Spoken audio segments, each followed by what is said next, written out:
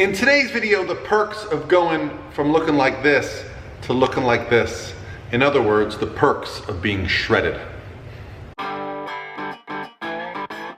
Hey guys, what's going on? This is Paul Ravella from ProPhysique.com, and today I got a great question about what are the benefits of actually dieting down and getting shredded. And the question came from right here on my Instagram direct message. And if you like this type of information around getting shredded, putting on muscle, you know, understanding the lifestyle of being fit, that's what I love to do. So hit subscribe. I'm gonna give you guys almost daily content around reaching your goals. I'll answer your questions in my direct message, or if you put them in the comment section, I'm also gonna answer them there. And why should you listen to me? Well, that's what I do for a living. For the better part of a decade now, I've been building a business around coaching people that look just like this, getting on a bodybuilding stage, focusing on whatever their goals are to reach their most amazing physiques, okay? I've studied the science, I've got the anecdote, I've done it myself, and I just want to share that with you guys. So if you guys have questions, I love to help. So first, let me read today's questions, then we're gonna get into it. I'm 5'7", 159, and 17% body fat. I've had a lot of conflicting advice as how I should diet. I wish to get large in the sense of being more muscular. I've had people tell me I should up my caloric intake and then cut once I reached my desired muscle mass. I've had others tell me I should reduce my caloric intake to a deficit to look more lean. Is there a perk to either when it comes to gaining more muscle mass itself? So let's talk about the benefits of getting shredded, because I know the question is, you know, which approach should you take, but maybe I'll break this up into two separate videos. One, we'll talk about the perks of being shredded, and another, we'll talk about the perks of being in a, you know, muscle building surplus phase. So getting lean requires a few things. The first, most important thing that it requires is accountability. For that reason, I do think there is a lot of value in getting shredded and understanding just what it takes to make your body work, and understanding time management, understanding nutrition and training and cardio and how all of it is intertwined. Your sleep, your recovery, okay? Getting shredded is something not many people can do. Not many people in this life will ever get, let's say, this lean. I probably got some videos in my carousel I can put up here of me dieting down. In fact, right now I'm pretty lean, and this is just my hanging around body composition. I'll probably diet down and do a bodybuilding competition within the next year or so, and I'll get shredded and I'll document it for you guys just like I did in 2018. But my point being is those skills that it takes to get shredded are very rare. Why? You have to start to pay attention to what you're eating and when you're eating. The other approach that you will hear people talk about, bulking, I don't like to use that term, because in my mind, the term bulking, at least when I was young, all it meant was eat as much food as you can shovel down your face and lift really heavy, okay? There's no skill in that, okay? There's no skill in putting on 20 pounds if 17 of it is body fat, but you get to hit a few PRs. And I'm not downplaying its importance, because it's something I did. I probably had to experience that to understand that I never ever want to be 250 pounds again, okay? I like being 220. This is my happy place. I feel great every single day. I hit PRs in the gym, I feel strong. If I want to diet down and show off some six-pack abs and get on stage, I'm not that far away. But the skill that's involved to diet down is transferable. Let me explain what that means. If you say, I'm gonna cut down from whatever you said, 17% body fat, I'm gonna get down to 10% body fat. That's gonna take a little while.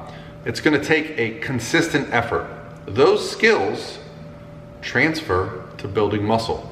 Once you've dieted down, and I say this all the time, the most successful period of most any bodybuilding athlete's career is the period immediately after they do their first show.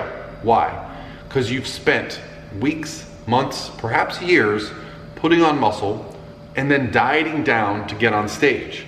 Once you've gotten on stage, now you've got this motivation, like I want to come back better. You've also got a set of skills that you never had before. For those that aren't familiar, I preach flexible dieting. Learning how to track my macronutrients did not come naturally.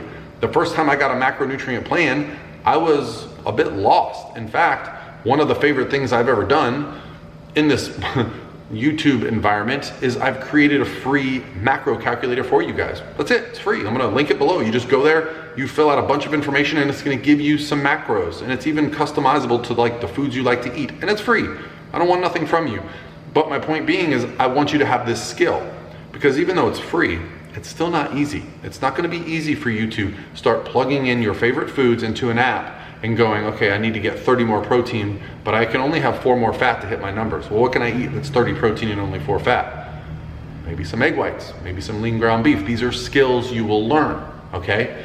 Once you have those skills dieted down, you're then gonna be armed with a very powerful ability to eat more, be consistent, and put on muscle while also staying in a body composition that is respectable, okay? 20% body fat, even if you have muscle, not many people are gonna be impressed by that. If you can diet down to 10% body fat, you can certainly impress some people. So let's talk about a few of those perks. The perks for me about dieting down and getting lean, first, you always see it, okay? It's a visible trait that you see. You get to walk around with your work as a badge of honor, okay?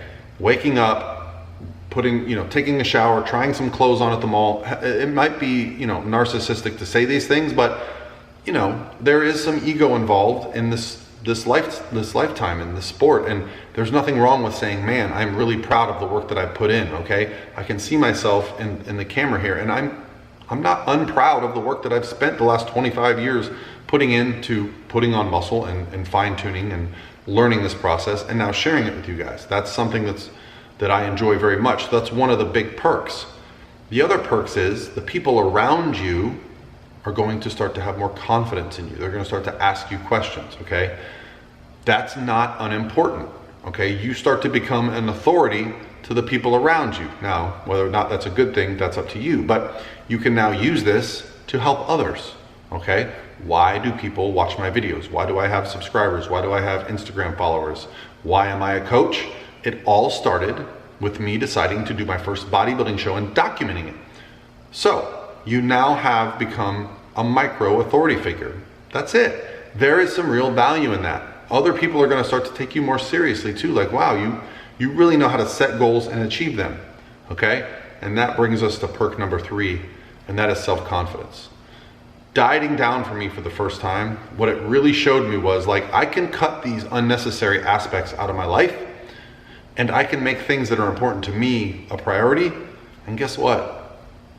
Life's gonna be great. I think some of us are afraid to change our lifestyle. For me, it was like I was doing all these things. I was playing softball and in basketball leagues, and I was going out drinking multiple nights a week. And I said, you know what? I'm gonna take some time for me and see if this is something I really wanna do. And it was the best 6-7 months of my life at that point, because I really locked in on a goal. I became a better bodybuilder for sure, because obviously I was doing the things, tracking my macros, all that stuff that made myself a better bodybuilder. My training became better, I was more focused, but I became a better employee, I became a better friend, I became more reliable, I got to work early. I went back to college because I said, well, hell, I'm just gonna apply these same principles that are making me successful in a physique sport to the other areas of my life. So the perks of getting to 10% body fat, it's one of those things, like, it probably sounds cliche. I can talk about it all I want, but until you do it, and you're probably not gonna do it, right? Like, how many people out there ever diet down and get to 10% body fat or below?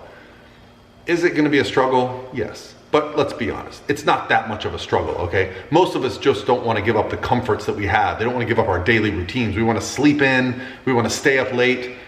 If you ever wanna be successful in life, give up the bullshit, okay? And focus on one thing for a while and just watch how your energy changes, watch how positive you become, watch how the people around you treat you differently, okay? So it can be looked at with vanity, like, oh yeah, look at, he's dieting down so he can look good. That's how the people from the outside see it, but what they don't see is what happens to you on the inside. Okay, so my suggestion would be to diet down. And let me give you my final reason. You can still build muscle in a deficit. Absolutely you can. If you set up your nutrition right, your training right, your recovery right, you can absolutely lose body fat and build muscle at the same time. Especially if you don't have 25 years of training like I do, okay? There is certainly going to be some fantastic changes to body composition if you dedicate your day, your planning ahead, to putting on muscle and losing body fat. That means you're probably gonna have to cut out a lot of other things along the way. That's up to you to decide what's right. That is the perk of being 10% body fat. All right, guys, hope you guys are having an awesome Tuesday, and I'll talk to you tomorrow.